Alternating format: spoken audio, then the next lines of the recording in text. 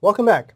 In this video, we're going to once again be dealing with a scenario in which we will be applying the first law of thermodynamics, but in this case, we're going to be dealing exclusively with an ideal gas. So many of the methods we're going to be using will be similar to the previous problem, but now the fact that it's an ideal gas may give us a little added information which we can use to attack the problem. Keeping all this in mind, go ahead and read through the problem statement.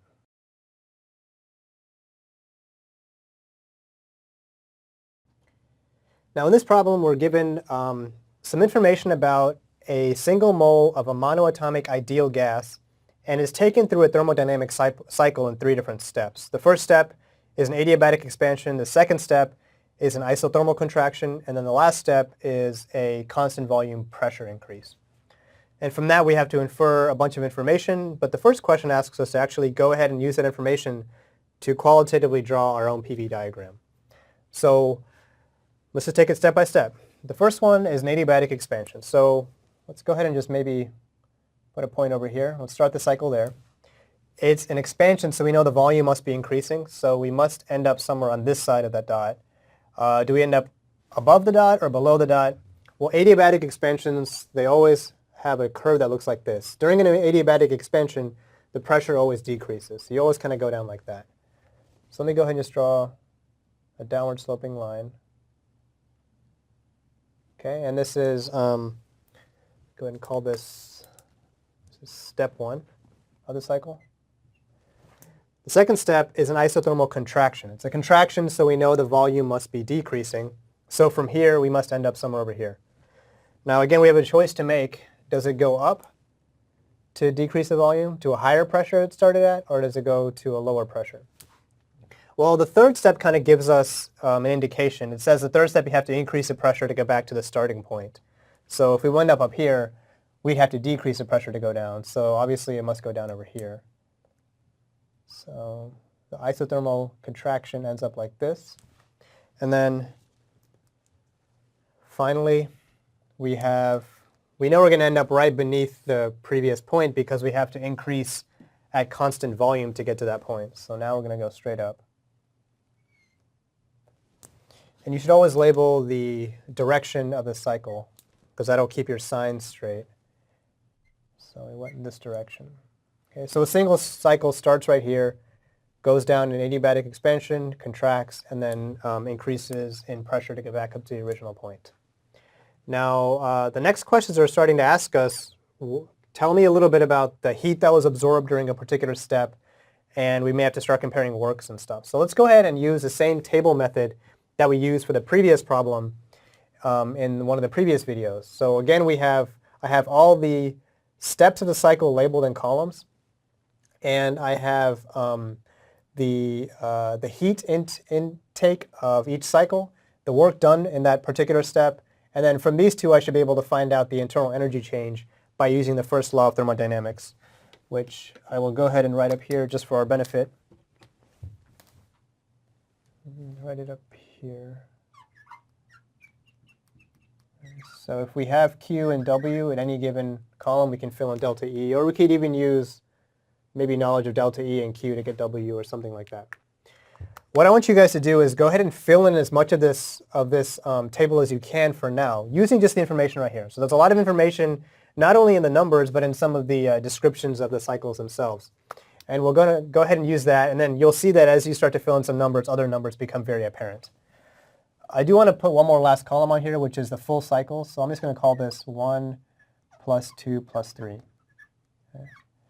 Which basically means this entire thing. Okay, so the work done in the entire cycle, or the heat intake by the entire cycle, etc. Go ahead and do that now. Fill in as much as you can. If you don't know the actual numbers, you can also fill in maybe zeros or pluses and minuses just to keep track of the signs. And we'll fill in the rest as we proceed with the problem. Okay, let's fill this in piece by piece. So first thing we have is that the work done in the first step is 125 joules. So I can fill that in right here. Second, we have, let's use the fact that in the third step it's constant volume. Constant volume means that there's no integral beneath that vertical line, so the work done is 0. Work is always P times delta V. Delta V is 0 for constant volume, so I can plug in 0 work on the third step. Now let's start inspecting some of the words. Adiabatic. Adiabatic by definition means that it's a process that's undertaken without any heat exchanges. So Q in the first step is 0. And you see automatically we can immediately find out that the change in internal energy along that first step is minus 125. It's always first row minus second row has got to be the third row. Okay. What else do we have? Well, let's look at the second step. We have an isothermal contraction at 325 Kelvin.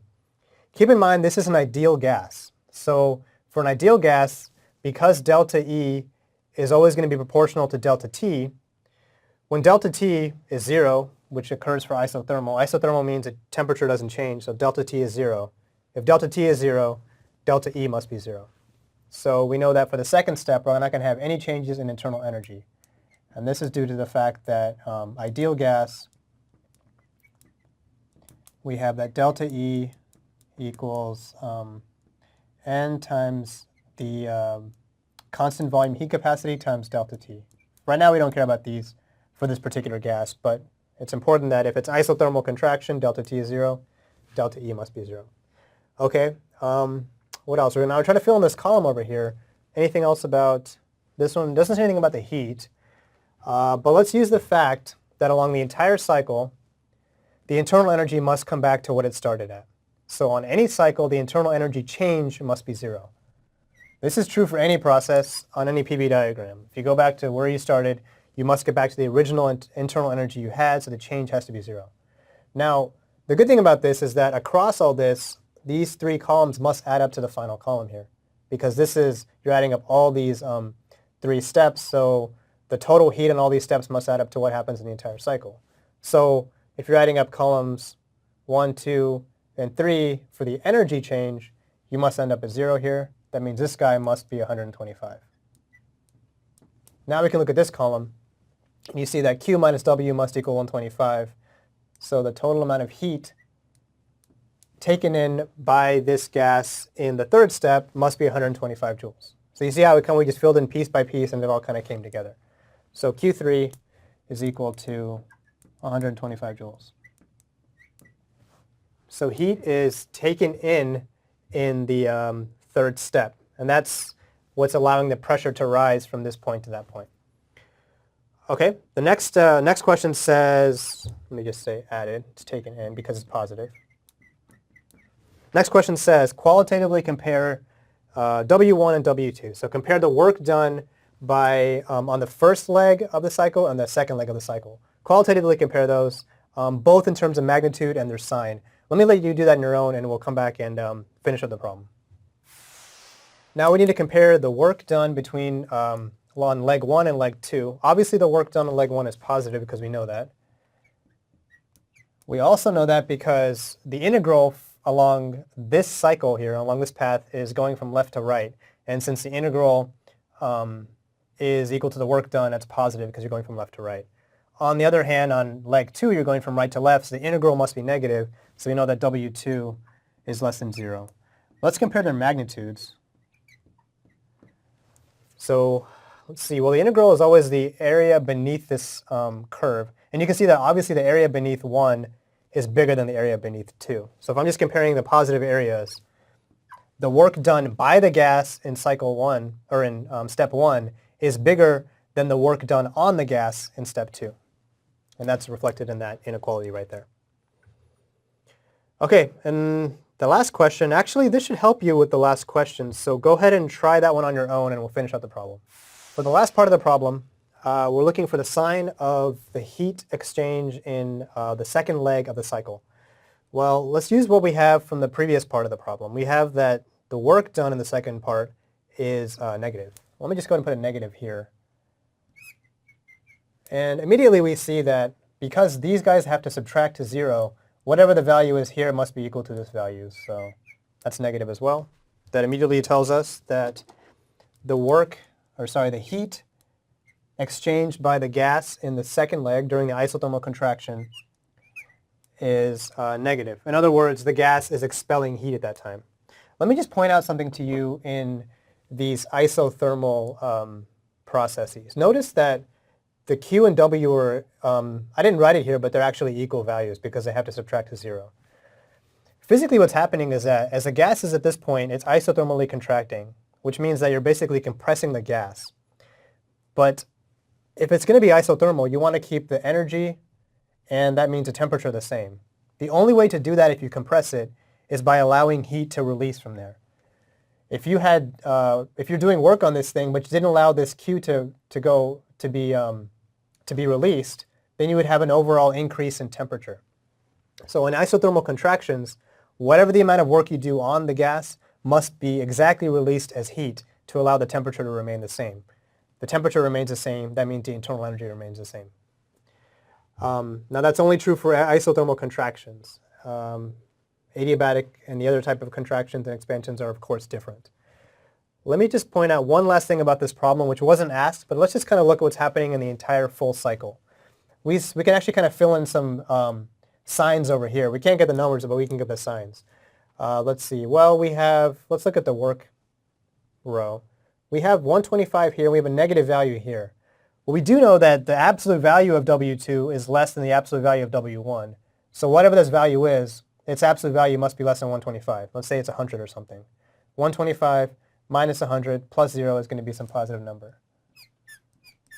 Likewise, because these entries must subtract to 0 by the first law, then you must have a positive value here. So along this whole cycle, it's doing net work, positive, and it's taking in the same amount of heat to do that net work.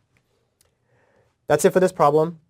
We see we had a couple of things that we had to find out in the problem, but it became very simple as we were able to fill in this chart. So this table has really helped you organize information and really show you that the information can be very quickly retrieved just by looking at the columns or the rows.